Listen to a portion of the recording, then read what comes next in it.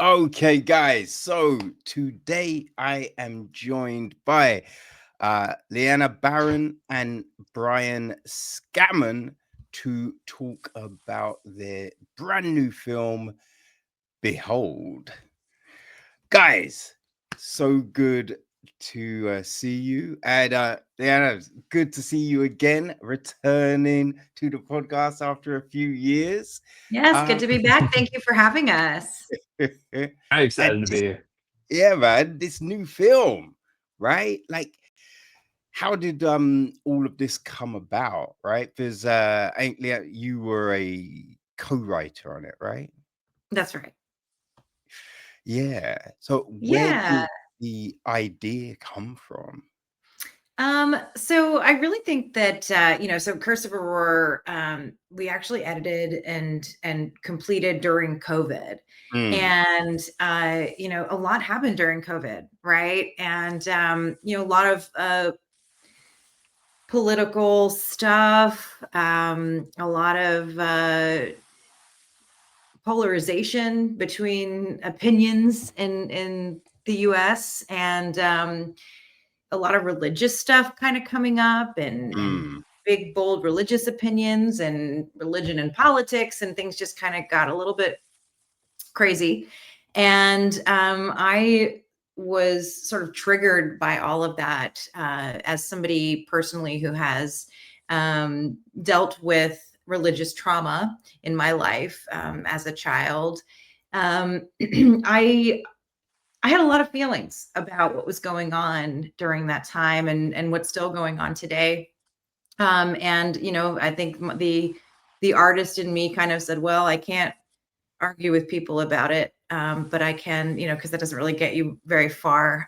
But I can certainly write about it and incorporate that into a storyline. And so for me, Behold is essentially kind of about um, those differences of opinions, that two people can look at one thing and see something completely different. mm, um and I think because of my history of religious trauma, I grew up in an evangelical church, and saw a lot of different things. And as I got a little bit older, I think I saw a lot of hypocrisy, and a lot of people kind of abusing, maybe their religious status yeah. for personal gain, whether it was to fuel their opinion or to achieve power, or whatever else. And started to poke a lot of holes into that as I got older.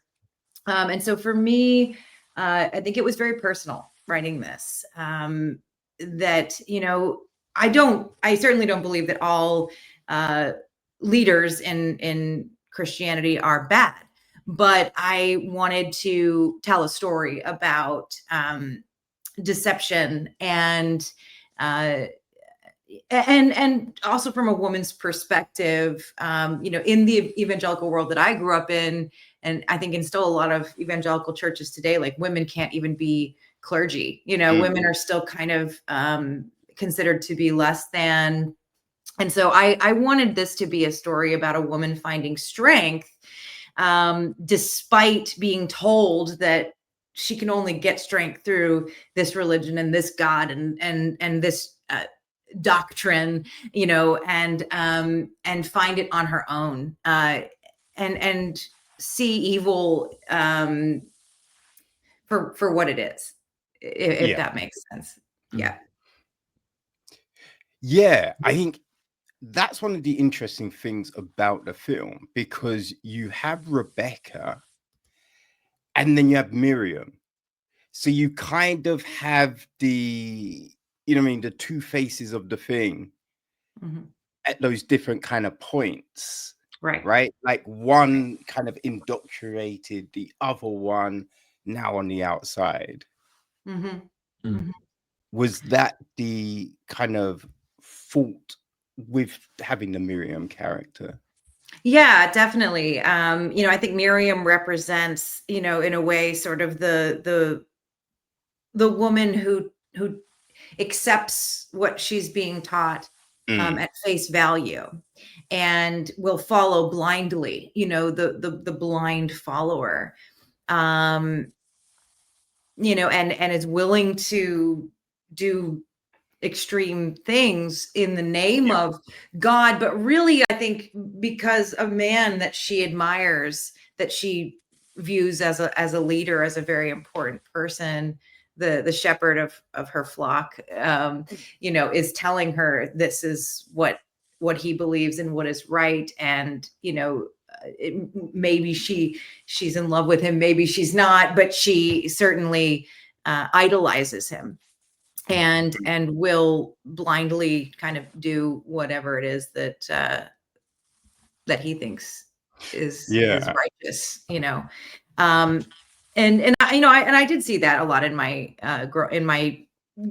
earlier years, seeing the women of the church kind of just sort of doing what the men said to do and being obedient, and even the concept of the man as the head of the house, right? Like, is an antiquated concept that does, sort of come from biblical terms, but I think it's been bastardized to kind of thwart the male agenda, if you will. But I always had kind of an issue with that. I always kind of was like, well, my mom's badass. Like, my mom works really hard to support the family, and, does just as much as my dad. Why is he the head of the house just because he's a dude? Like, and so, yeah, I think I wanted to explore the patriarchal and sort of misogynistic side of Christianity as well, and exploit that a little bit. Yeah.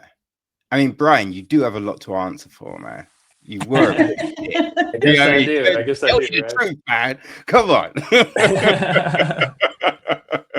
I'm just enjoying her speaking so beautifully and eloquently about the motivation behind this story and everything. Because she's the creative. I'm just the actor who came on. It was kind of funny though. I had just done a short film called Behind the Door, and Behold was originally called Beyond the Door. So I'm doing the actor thing, scrolling the websites, and then I see that and do a double take. I'm like, wait a minute. And I'm glad that it was, because it really grabbed my attention more than it probably would have. And from there, they included the sides for the audition. Normally, when you submit, you hope that they give you an audition, but they specifically listed it so that you could do the scene and send it to them in the submission. And getting to read the script, I was immediately taken with the script. I just really felt where like the anger from that character was coming from, and just the juxtaposition between him and Rebecca and the using of the faith, and at the time how crazy everything had been, like at the climax and all that. And so yeah, it really resonated with me, and I couldn't wait to get that tape with them. I immediately set up my self-tape setup and knocked that out for them and just hoped for the best. And then thankfully they liked it and got in touch with me. So right. I have to add, by the way, that so we got lots and lots of submissions. We opened it up. It was nationwide, casting call, and especially during COVID. And I think all of us actors are really thankful that self-tapes became like the thing during COVID. You didn't have to go in and do an audition anymore, which honestly, like, is so frustrating as an actor to go in and stand up in front of a bunch of people you don't know with nerves, and you don't know what they want, and then they're reading with you, and they're not actors, and there's just so much complication in doing auditions. And so having the opportunity, I'm thankful to COVID for changing this, where actors could do auditions from home, spend as much time as you need, get the takes you really want, and then give them your best as opposed to your nervous worst, which is what kind of the raw auditioning, physical live auditioning is. But we cast a pretty big net, and Bryan, actually, his audition was the very first self-tape we received after posting the casting call. And I remember, sitting at my desk, and I watched it, and I had full body goosebumps, and I literally like tears in my eyes, because when, as a writer, you sort of envision what the voice will sound like, or, maybe what they'll look like. I try not to when I write, like I try to not put a face, because I I really don't want to ever expect a certain look on a character. But his performance was Peter. I mean, he was foaming at the mouth. He was, tearing up. He was shaking. He was sweating. And he looked, there was something that just looked pure evil. Like Brian's got really big blue eyes.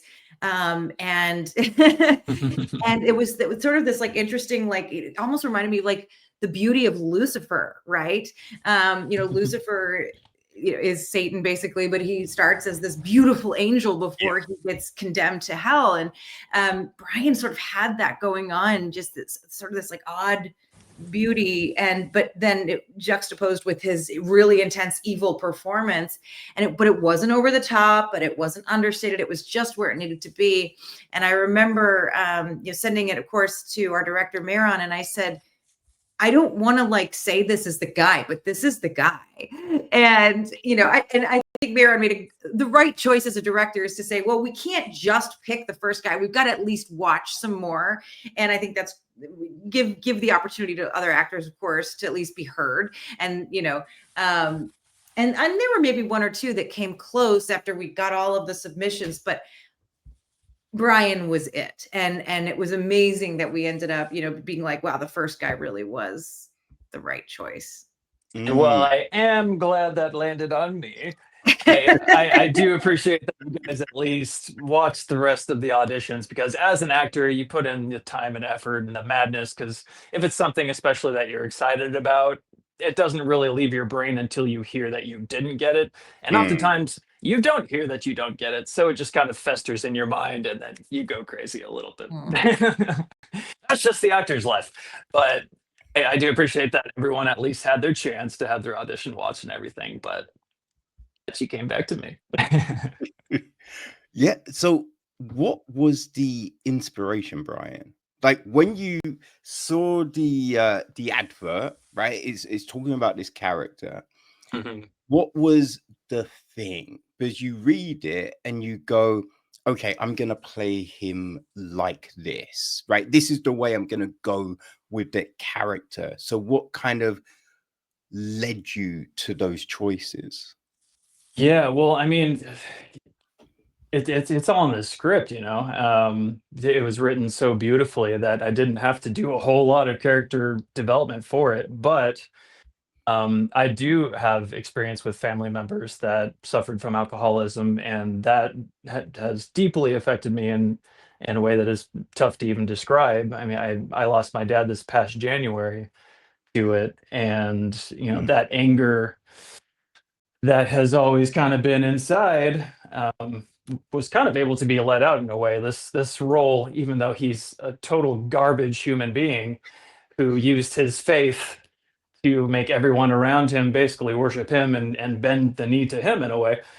I it was almost just kind of a way like to vent all those things. I'd never really been one to be to therapy, but in a way, this role specifically, was a way to let a bit of that out, and under the guise of the character and everything that's going on. But some of those more heated moments, especially the one where Lana and I near the end are having that conversation through the door. That was definitely very therapeutic in a way. And hey, if something as creative to me can be a form of therapy, I mean, that's the best way to do it in a way. But I definitely have to accredit it to to Lana and Mehran for writing such an incredible story and script and character for me too. So didn't you say that you started the audition and then you kind of like, maybe it was like it got like too emotional for you, so you like stopped and then you I mean, send it in? I was having some kind of curmudgeon-y day. I don't remember exactly what it was, but so I saw your listing and that it was almost the same title as a film I had literally just finished. And so I was like, okay, this script's really cool, but like I was doing it, and normally I throw away a take, and that's the take that I use because you don't want to get too used to a take, and then everything becomes very methodical and like not fresh. But like I was just having a bad day for some reason, and it was like, I feel like I suck. I'm not going to turn this in. I'm just going to submit my resume and all that. And if they send me an audition request, I'll do it again. And the next day they had sent it to me. So, they sent me an additional scene too. And I was like, oh, okay, I really got to do this right now. I went back into my self-tape setup. I was having a better day. I wasn't mad at myself or felt like I sucked. So I knocked it out. And one thing that they put in their posting was a note that said, "Don't be afraid to show us your 1 as well as your 10," which I, as an actor, I really appreciated, because that shows like, okay, they want to see your range. It doesn't have to like make sense necessarily. Mm. I'd get really quiet and close to the camera, and then I would back away and be really loud and moving around and everything.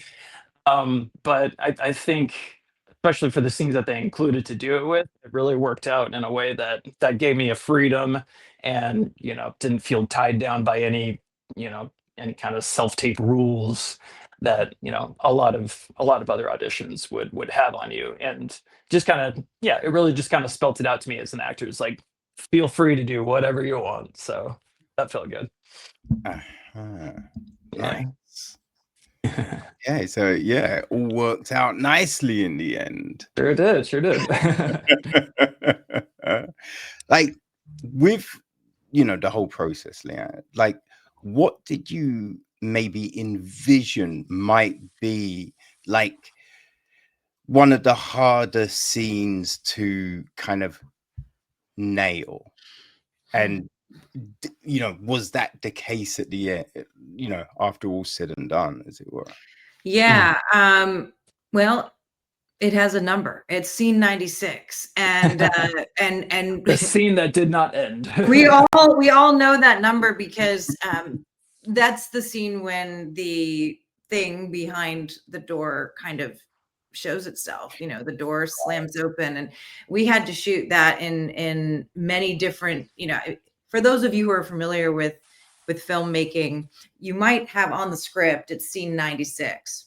But there are so many different parts to scene 96 that have to be shot individually that it'll be like 96A, 96B, and so on and so forth.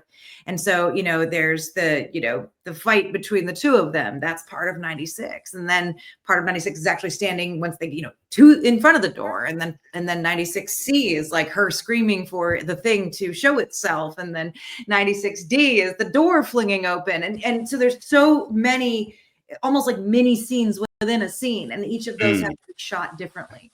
I feel like scene 96 was like a quarter of the shoot schedule. Yeah, I think we ended up taking 3, and we shot the whole thing nights. So we started at sundown and we went until sun up, pretty much, Right. because the whole thing pretty much takes place in it's like one day and one night, kind of. Yeah. Well, 2 nights actually, but yeah, so it's mostly night stuff. And, so we were sleeping during the day and then waking up and doing it all over again at night. But there were so many different setups in that scene that they were all like mini scenes. And it requires, to do what we were doing, which is all practical, so many crewmen and, and rigs and leaf blowers, and just just so many different things, that it was a beast. It was an absolute beast of a scene. And we actually we'd built ourselves, we had built a suit for this. I don't want to give too much away, but we'll say the creature, right? And it was a pretty badass suit, and with giant wings and everything else. We had a mask maker, Brandon Torres. I got a shout out to him. He created the face for it. And, it was this big moment. And the rest of the film, I love Hitchcock, and I love that Hitchcock shows you very little, and it's all about suspense and dread and terror, and the reactions on people's faces of what it is that they're seeing, but you don't see it. And so we built that throughout the film. And, what is this thing behind the door? Is there a thing behind the door? And when it actually happens, what do we want to give to the audience? And we we actually, when it came down to it, we had lots of different versions that were, at the editing table. And it was shots where you see all of it in good lighting, shots where you see it in silhouette, shots where you only see it from behind. And then we didn't love what we captured. We didn't think it was scary enough or enough of a payoff. So we had a digital artist go in and do a bunch of CG to make it this crazy thing, and spent a lot of money doing that, and raised a lot of money on Indiegogo from wonderful people who, wanted to help us out. And I will tell you, it wasn't until this final cut that is out there for folks to see on Amazon Prime and Google Play and YouTube, and hopefully Tubi very soon, where we decided to hold back. We decided that it was better to let the audience decide for themselves what this creature is than to show them what we think it is. Because that's the point of the story. The point of the story is we all have different opinions about what might be in front of us. Some people see good, some people see evil. And if it is evil that you're seeing, just how evil is it? Or if it is beautiful and good, what does that look like to you? And also, going back to sort of the Bible, and what, if you're familiar with the Bible, the Old Testament, the way that angels were initially described, it's wacky. They're like geometric shapes in the sky with like thousands of eyeballs and sphinx wings, and like it makes no sense. It's actually horrifying. And that's my next movie is the horror of angels in the Bible. But it's sort of this idea that humans can't really conceptualize what is an angel or what is a demon. That's just what movies have and paintings, and going back to the Renaissance, like what we've been told angels and demons look like. But what do they really look like, right? And without romanticizing or whatever. And so I think we kind of decided we don't want to ruin it. We don't want to ruin it by giving you something that isn't what you thought or isn't good enough. And the CG was like too CG, and the not CG was too much of a suit. And it was like, okay, so let's let people's minds take them where they want to go, because I hope that that's more horrifying than whatever it was that we could have conceived. No, it's definitely creepy and sinister, right? And okay. So there's something going on, and I wondered about it, right? So the door, because I feel we start off and the door is one thing. And as the film kind of goes on, as the scenes kind of intensify, it's like the door gets more and more tarnished. And I was thinking, I'm thinking, I'm like, is this kind of like a metaphor for their relationship, right? The love that they had. It was once white and beautiful and clean, and then it just became tarnished and grim and just, like, was that the door? Absolutely. Yeah. Oh, okay. Definitely. Yeah. I mean, I think that not just the door, right? But that's just sort of, it's like the elephant in the room. It's like this looming vibe, spirit, evil, loss of love, conflict, and I think a lot of marriages in general like go through that, right? Like it starts out one way and over time it becomes something else. And I think lies and secrets, these are things that tarnish and destroy, but chip away at, because it's not the one first lie or the first deception or secret, right? it's lots over time. And I think where we come to in the story, where you begin, Peter and Rebecca are clearly already in some sort of stage of separation, right? So there's a whole lot that we didn't feel that the audience needed to know about how they got to where they are. But here we are, we're taking you on this journey, and it starts here. It starts where Peter's had it. Rebecca's at a pretty low, almost rock bottom, right? But she still has hope for the relationship. And I think he's very clearly ready to move on for his career, for his sanity, for whatever else. And, again, it's like sort of who's the one to blame here, because she's a mess. And they both keep sort of talking about something that she maybe did or caused, or something that made the son pass away. And he's blaming her and she's blaming herself. But then as the story goes on, you realize there's a lot more to it. And I think I know that the door, the decrepitness of the door and how it rots kind of through time is absolutely an extension of the falling, the crumbling of the pillar of marriage for these two. Yeah. I do think it's interesting that it's the door to Peter's office where he comes up with his sermons too. So it's not it's 100% the metaphor for the relationship, but also the fact that this is where he does God's work in his office, and it's the door is just the facade to it all, and that the door, I feel, also represents his soul that is completely tarnished and stained and bloodied and ugly. Right. So I think that metaphor definitely for many a thing with these characters. Yeah.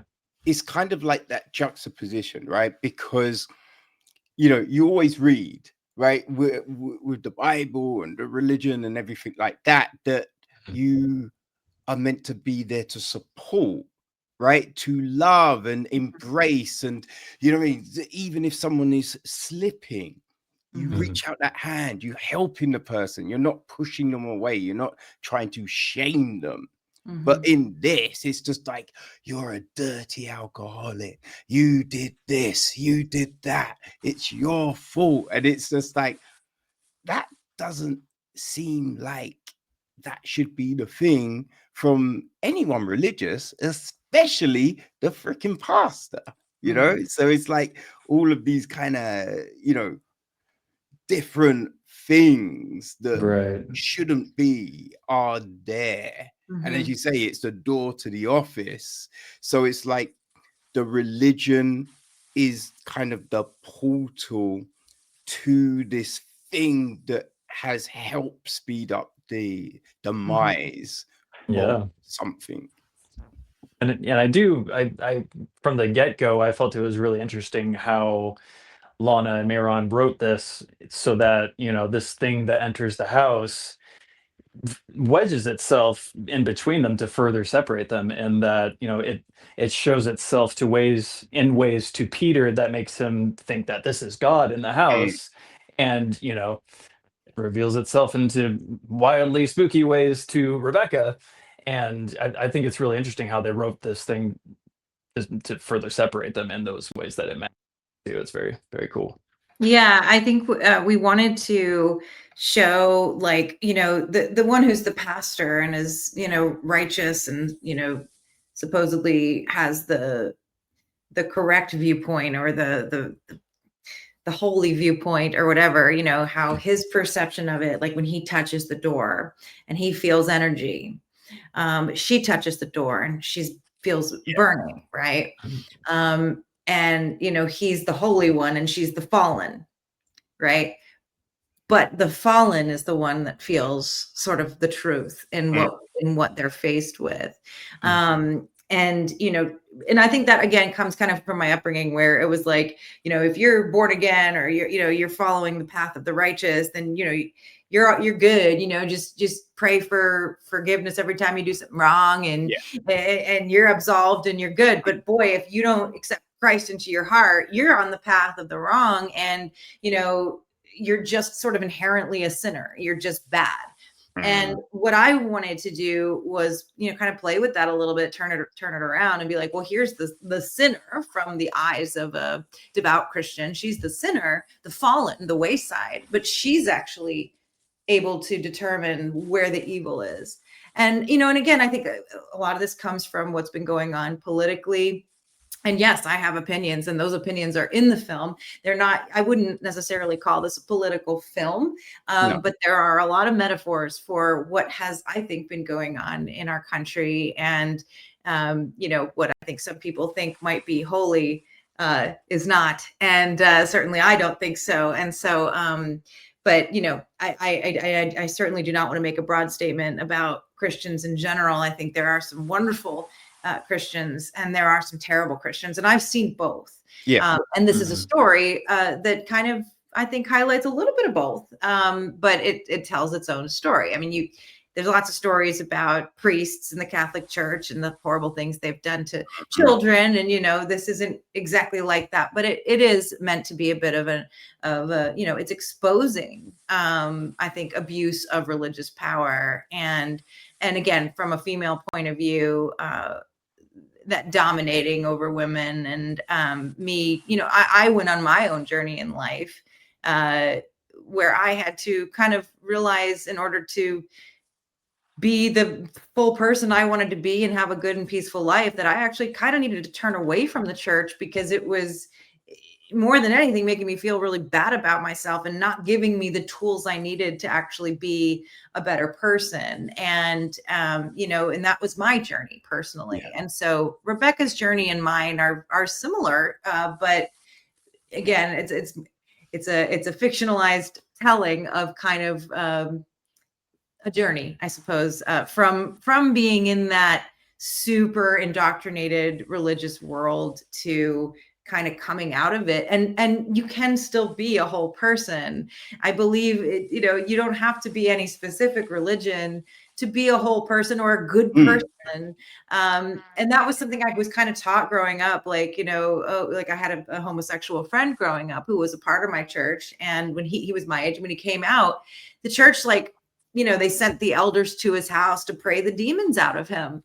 And this is something he struggled with his entire life, his identity, and not feeling good enough as a person, because he was taught that something was inherently wrong with him if he was that person. And this is kind of where the Zachary, their child, this comes in a bit, which if you watch the film, you'll see toward the end.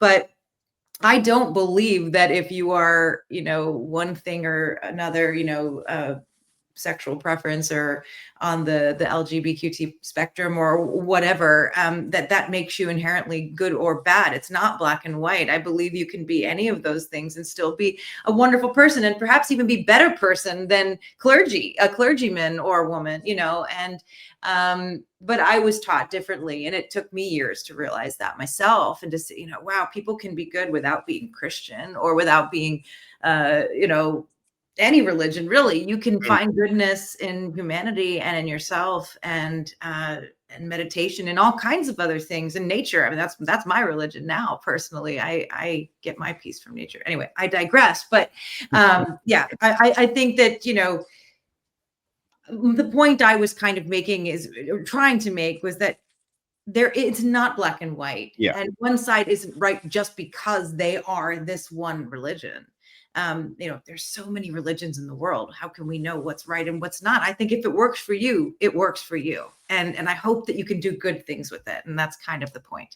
That's great. I love that. Yeah. Because I think really the main thing is, like, how do you carry yourself, right? Like, I'm not a religious person, but I just think, do unto others as I wish done to me.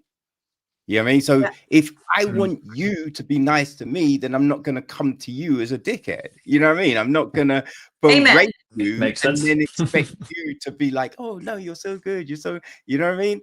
And I think that's just the key. Because I think you could have Peter, he's a pastor here. He could be a rabbi. He could be a Mehran. I forget the Islamic leader. He Right. could do anything, and you have the same film, right? Because it's someone abusing that power, using that power to manipulate. That's right. Mhm. And it's also an interesting thing. We don't necessarily get the age of Zachary, right? Right. Like Yeah. because I think at the beginning you you you kind of wonder, like, is it a cot death? Is it you know what I mean? What was the thing? And as the film moves on, you kind of get an inkling that, oh, so it wasn't then. So what was it? And you kind of, you know, as the you know, the what am I saying? Kind of like the leaves fall away, you see what it possibly could be. You know? Yeah. And when this entity is revealing itself to Rebecca, you know, you get those flashes of Zachary as a child, and even at the Mm, beginning when she's laying in the bed and crying, she's grabbing his teddy bear, and so it's you definitely learn that it's a very tragic thing. Yeah, yeah, the rough age. yeah, definitely. It's definitely a film that, like, has you thinking a lot, right? But also, you know, emotionally invested in what's going on and Yeah. how this is going to unfold for Rebecca. It's a little bit of a tough one to classify in terms of genre. You know, it's something my co-producer Kevin Pardo, who worked on Curse of Aurora, he and I going through this process in terms of, you know, getting it distributed and everything. It was like, well, it does fall within the horror umbrella. Yeah. And I think that's why, you know, it's out there as a horror film. But it is a drama, I think, at Mm, its heart, right? I mean, it's really the story of a crumbling marriage and the grief of the loss of a child. But then there is this overarching supernatural element as well. And that's just, you know, I love horror, and that's my jam. So it's like, you know, for me, especially with religion and stuff, it's like, you know, there's a lot of deep, dark stuff with spirituality, and especially being raised believing that, like, if you were if you were sinning, you know, that demons must be possessing you in some way, you know. And so I really mm, wanted to incorporate this sort of like demonic concept. I don't know where I was going with that, but Oops. yeah. Oh, did we lose it, Bryan? Yeah, sorry, I was my battery dinged at me a little bit ago that had 10%, so I was trying to Oh see no. with ah, 9%. I believe we're good. Sorry about that. I no want to worries. just throw I out ruined there everything. to anybody that's watching this that saw the film, a reason to watch it again is you may not have noticed all of the paintings on the walls from scene to scene were created as they're basically like paint, like almost like romanticized painted versions of things that are happening in the story, every single Mm. piece of art. And so like there's one big one in the living room, and it's a wife like sort of bent down on the husband's knees, like almost like she's sort of praying for forgiveness or asking him for forgiveness. There's another one of two women studying the Bible that's literally like Miriam and Rebecca in Mm, their little Bible study that they had. There's There's there's one of one the father bringing his son up to the attic. just outside of Zachary's room. There's one Yeah. of a father literally coaxing his son up to an attic on a ladder. And then in Peter's office, there's one that the camera scrolls by, which is a pastor sitting at a table with a Bible and some food, and you know, but it's these are all different versions of scenes that you see in the film. And of course they're painted to look like they were done in maybe the yeah. 1800s or something like that. But those are sort of Easter eggs that we planted. They're sort of like telling you what's going on in the story. So yeah, anyway, for anybody who's watching, yes. pay attention to those because we put a lot of work into the set deck, and we really wanted to, like have these. We had a lot of Easter eggs in Curse of Aurora, and people loved that. And that's kind of fan service. It's like, here, y'all, we're showing you what's going on. It's right here for you. Oh, Yeah, tremendous. and coming on to Behold, I didn't know what to expect, but like everyone was just so top of their gang for, it's a small crew, but it was a mighty one at that. And Lana alone wore 100 hats during this thing, and she blew me away every night. Just how incredible she was at every single one of those jobs. And yeah, I'm coming in just as the actor, so I was down in the basement just going over my lines. I had one job, but You everyone did else it was very, just very well. incredible. Well, thank you. Oh man, yeah. No, look. If I hadn't seen the film, after hearing everything you've said, I would definitely be clamoring to see the film, and I can definitely attest. It's well worth the watch, people. It's well worth the watch. So, how can people watch the film? Where will they find it? Let's remind them. Give it away, Bryan. Well, it's on Amazon Prime. It's going to be on Tubi very soon. You can buy it on YouTube as well. I believe, am I leaving anything out for right now? I'm sure there'll be more down the line. Google Play. Google Play. Course. Hey, Apple, have you got it on? I don't know if we're on Apple or not. I should know the answer to that. Yeah, we should take a look at that. I know that like once it goes through, like once it's been on Prime and Google Play and YouTube for a little while, I think then it will be free to stream on Tubi. And then I think also, so our distributor Indie Rights, they're wonderful. It will also be available to stream free on their YouTube channel soon as well. So you could go to Indie Rights on YouTube and watch it the same way you would on Tubi. I think there's maybe some ads here and there, but you will be able to stream it for free once it's there. And then our wonderful reps at Indie Rights are going to be at MIPCOM, which is a big, if you know much about film sales, it's kind of a big convention for selling entertainment to all different countries around the world, and that takes place in Paris this coming, I think, starts on Sunday or Monday. So we might be out in other countries hopefully very soon. Okay. Which would be really great. So we should have all that information, but you can go to our social media pages. We are on Facebook and Instagram at Cult Cinema Films. Which you can see all the stuff for Behold. We've got lots of behind the scenes videos that we've been posting, as well as interviews like this lovely one with Mr. Kevin here at Echo Chamber, reviews, things like that. And then there's a lot of great stuff from Curse of Aurora on those pages as well. So make sure you check those socials out.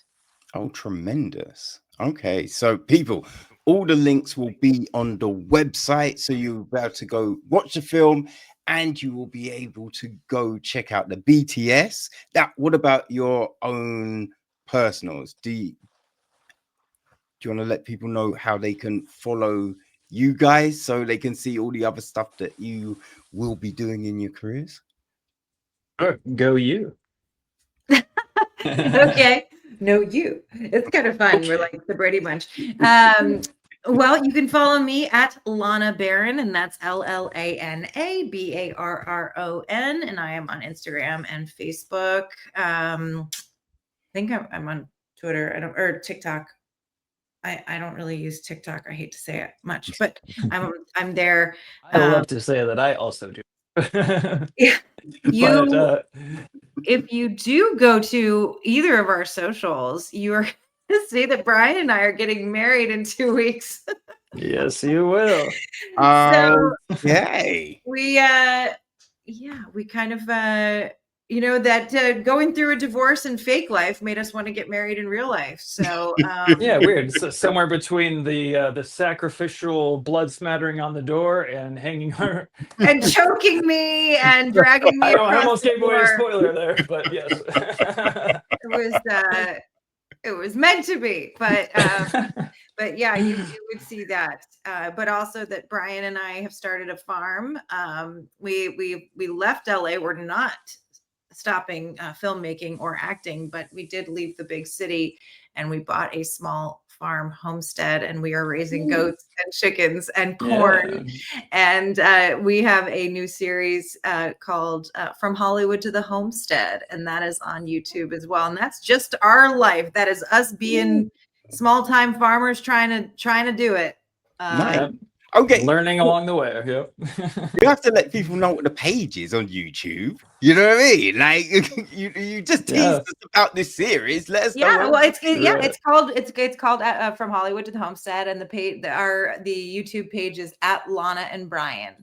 And you can watch all of our episodes. We started this farm 5 months ago, and it's been a wild ride. We've done so much. It's hard to believe it's only been 5 months. Like we've fit so much into it. We've got an entire front yard of corn. We've got 4 baby goats and 9 chickens, and a mess of plots in the back of decorative corn and veggies and all that good stuff. So yeah, it's pretty wild what we've managed to do in that time, coming here knowing nothing about any of it. So it's a fun show. We get to be our wacky selves. So it's very much not Peter and Rebecca. No. Well, that's good to hear. But Bryan, you should share your socials. Oh, yes, of course. I'm on Instagram and Facebook at Bryan Scamman. Bryan is with a Y. Scamman is Scamman. Soon it's going to be Bryan Barron, though. So.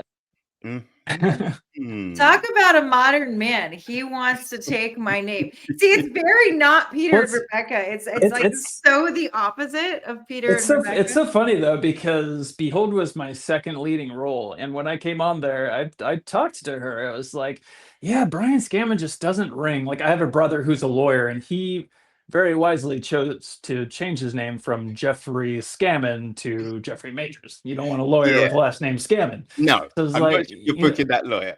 I always had it in the plans to change my name anyway, but it's just so funny looking back now, having that conversation with her now, and then fast forward 2 years, and I think I'll take your name. I like the ring Bryan Barron. It's got a nice little, just rolls off the tongue, Okay. Well, no, that's great. Well, just as long as Llana isn't the Peter and you're the Rebecca, and it's all gonna go crazy. Like, it doesn't be weird. It's like that. Yeah, I guess I had it coming, but well, a 2-hour movie versus a lifetime is quite different. I will say that the original script, the very, very last scene, was, well, it's hard to say because without giving away what happens, but there was an indication in the last scene, let's just say, that it wasn't over, and that there would be potentially something more to come. And even the way it did end, I actually still think that's the case, because what is the next chapter for Rebecca, I think could be a very interesting premise. But we joke all the time. We're like, if something happens, we're like, that's Behold too, but all that aside too, I mean, and Llana also did the music for this too, and the fact that you really only hear the beginning of that Rebecca's theme throughout the movie, but I find it really beautiful that she did this in the final hour of and being in post and everything, but being able to hear the rest of Rebecca's theme, letting that do the talking for itself as well, I think is just another hat that she completely rocked. Yep. You see why I'm married again? Oh man, yo, this is great, man. This is great. Well, I'm definitely going to check out the YouTube series. I can't wait to see that. And yo, guys, congratulations.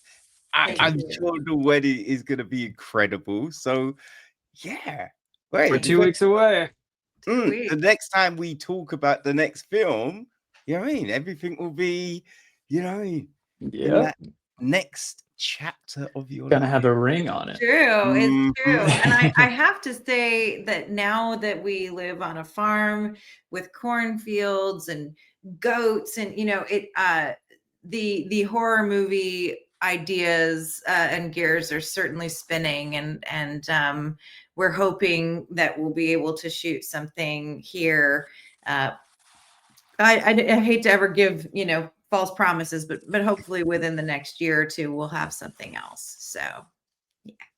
Okay, well, we are waiting with bated breath because you know what I mean? Like, hey, Curse was great.